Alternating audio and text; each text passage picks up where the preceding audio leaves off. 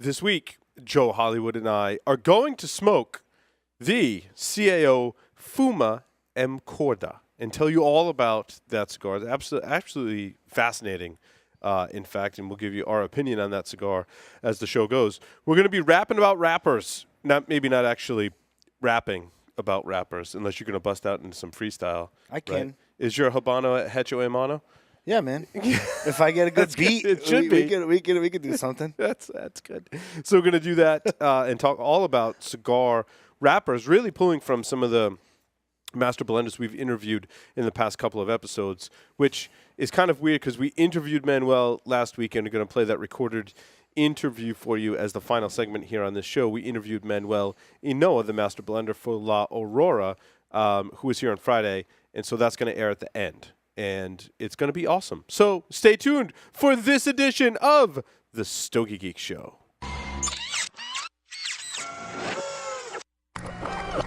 This is a Security Weekly production.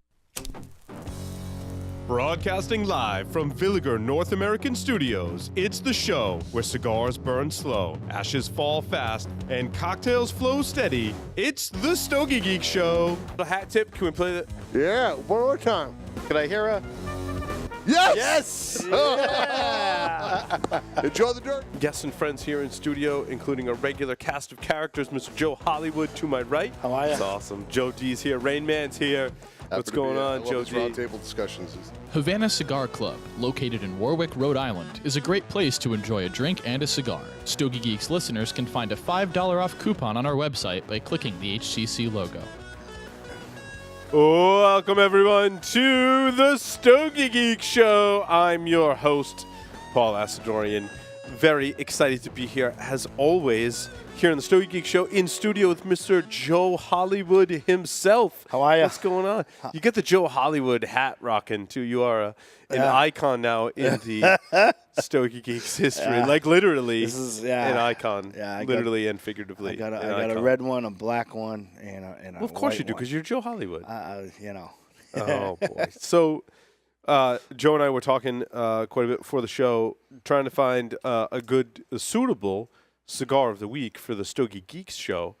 And before we get into that, I want to say that the Cigar Authority, I want to compliment them on their new set. Did you get a chance to look at their new set? I did not before the show, but They- I will. I've Dave and I are friends on Facebook, and he said he hired a company to build a set. And let me tell you, it's spectacular. I just want to say congrats to them, having built numerous sets here in Security Weekly Studios, in G Unit Studios.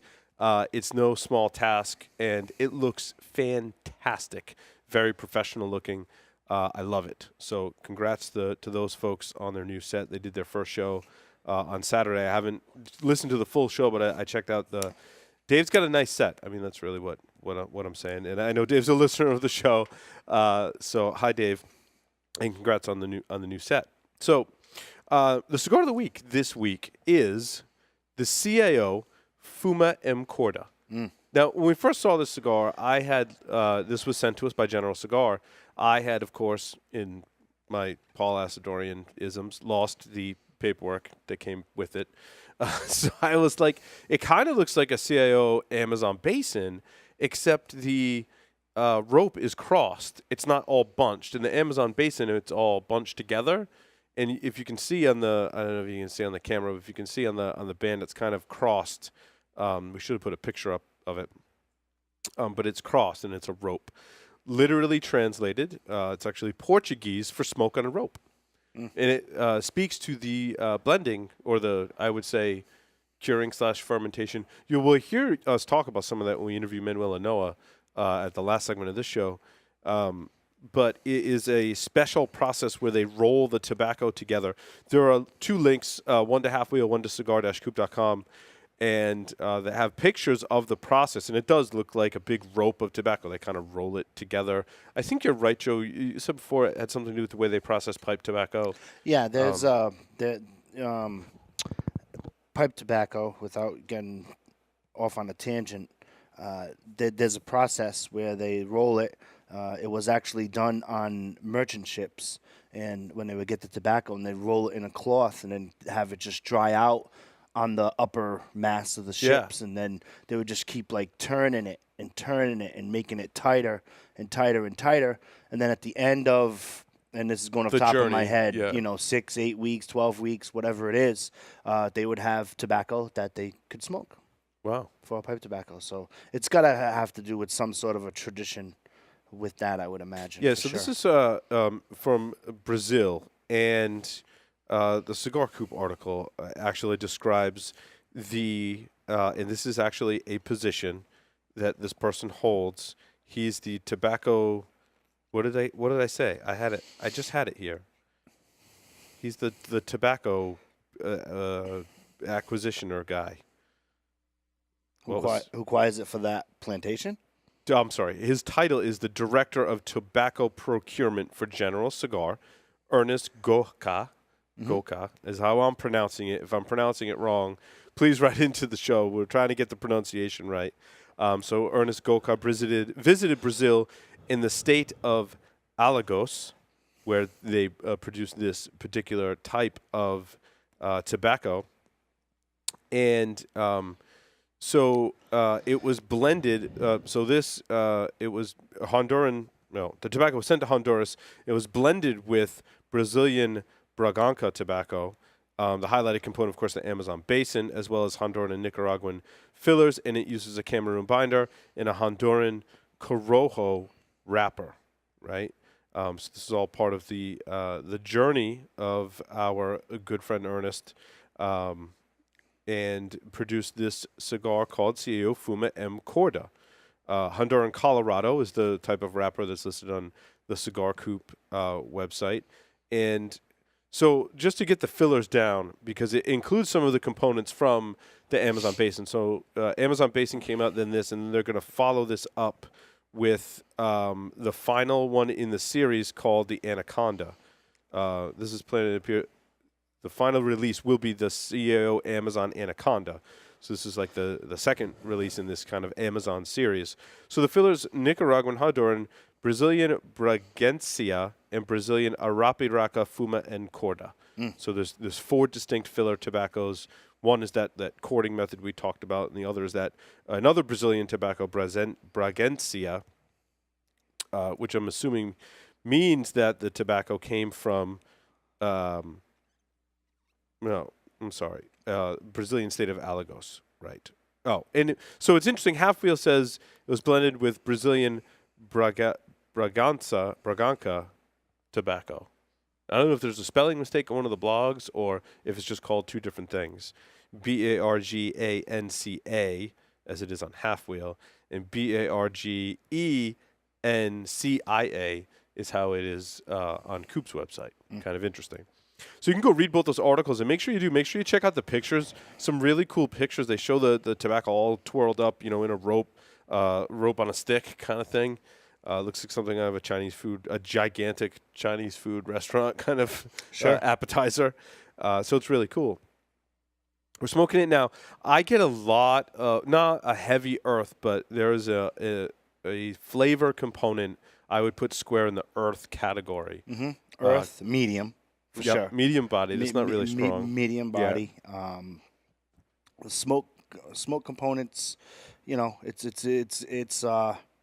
gives off a decent amount of smoke. It's got a good draw, for sure. It does give off a decent amount of smoke. At the end, though, it'll linger on your palate.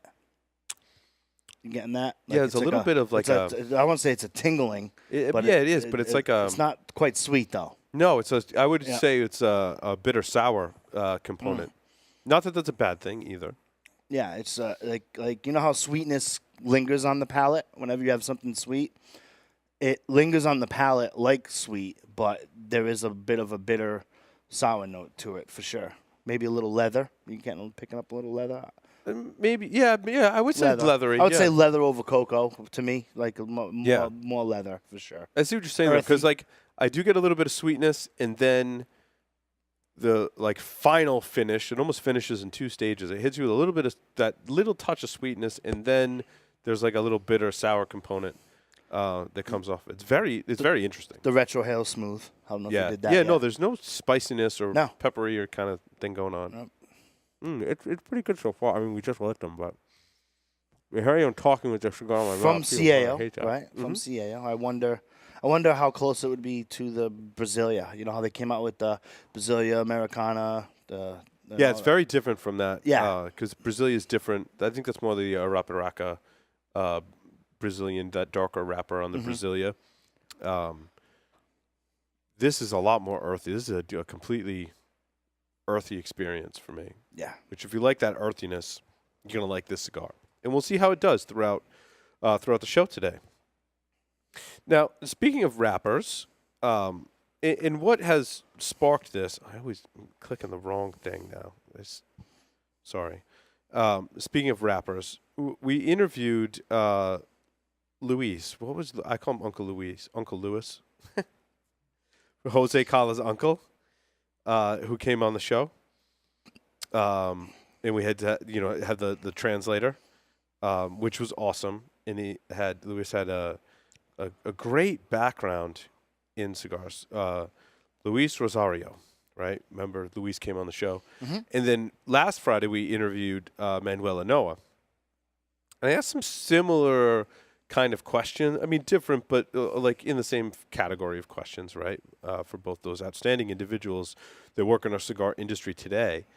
And I noticed a couple of themes. One of those themes was the farming techniques seemed in their minds to reign supreme as to determine whether or not you get a really great cigar or just an okay cigar or a crappy cigar out of the other side. Right. I mean, there's a lot of things that happen after that, once the plant's grown. But like everything leading up to that plant being grown, they both identified as being very important.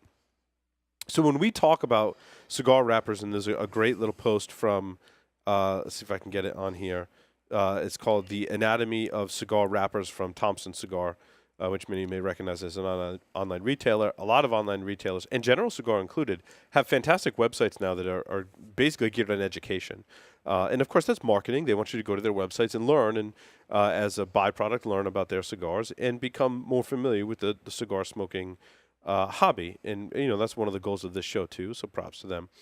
And when they talk about wrapper, a lot of people will just throw out terms and talk about cigar wrapper, and they'll say it's a Colorado wrapper or a sun-grown wrapper or a Maduro wrapper. And those all just mean so many different things. And you'll also say, well, it has Dominican Corojo in it, or, it has Ecuadorian Connecticut in it.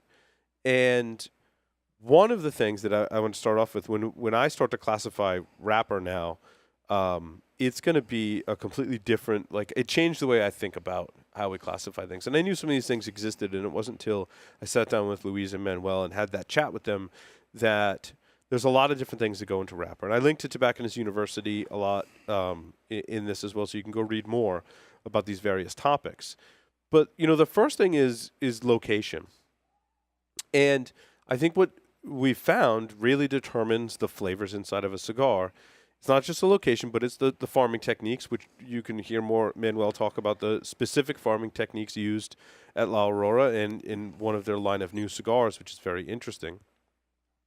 So there's that. And then the location in which that farming takes place, very important, right? And those are two separate things. You could have a pretty crappy farming method in the same region as you have a really great farming method, and you would get two totally different tasting cigar components, whether those wrapper, binder, filler, or whatever. That I thought was very interesting. I did too. And I never really thought about it that way. And I know some other people have hinted towards it, but it's never been spelled out for me like that, so I like that. So farming method, location, I kind of put in the same kind of category, but that's one thing. When we say Dominican Corojo, we mean it was grown in the Dominican. Now, that doesn't mean Dominican Corojo all tastes the same. Right? Because the farming method is a big determining factor as to how that ultimately that tobacco is going to taste. Okay. And so some of the farms are more into that component more than what comes out of it as far as substance and label. Well, and I think, all farms have to be really into their planting. Now, there's going to be different, I think, philosophies on that. There's going to be different ways you can shortcut the process so you can make more money. But what we heard from both Luis and Manuel, was that you can't deplete all the nutrients from the soil. And there's different methods that you'll hear about in those 2 interviews, where the different methods they use to replenish the soil, right? Then, of course, there's the plant type, right? Like criollo, corojo. Those are different plant types, and there's a few different plant types out there. And that's a big determining factor. Each plant type typically has different primings even, and it's a completely different plant in and of itself. So that's just one component. So when we say Dominican corojo, we're saying it's a corojo type plant, and that's a designation of the plant type. And you can read about some of the different plant types or seed types at Tobacconist University. The other thing is color, right? And I think this is where people get confused that when we say a Claro or double Claro or Maduro or Oscuro, Maduro might be the one, maybe there are some exceptions, but for the most part, it describes the color. Now, in the case of Maduro, it also describes the some of the process as well, right? There's extra fermentation that goes behind that and heat, right? So there's some kind of process that makes it a Maduro wrapper. Is double Claro, right? Is also the greenish kind of wrapper, right? That we see on some of the cigars as well. And those are all speak to color, but also somewhat of the process that it may or may not go through. Candela, for example, which is described in the article here as double Claro, goes through a different process, sometimes less of a process, right, to preserve that greenish color. Whereas when you get all the way to Maduro and Oscuro, it speaks to the process. So it does speak a little to process, mostly to color. So when we say Connecticut Maduro, broadleaf Maduro, Connecticut broadleaf Maduro, we're describing the region and also the color, but also speaking to somewhat of the process as well. Now, we also can talk about kind of the 4th category. Right? So I had location and farming, plant type, and color and somewhat of some of the process, perhaps. We also then talk about the processing method that it goes through. And what we've realized is that there's lots of different methods that you can apply to the farming aspect of it, the growing aspect of it, what you do to the plants as they grow, what you do to the soil before you've planted the plants, what you do when you pick and how you pick the leaves is part of the process, how you cure the tobacco, how you ferment the tobacco, and how you age the tobacco are all different things that can go into the process. And sometimes you end up with a name that's associated with much of the process. And what was interesting what we didn't state in the interview is that Manuel describes a process called endulo, which they use in their new cigar.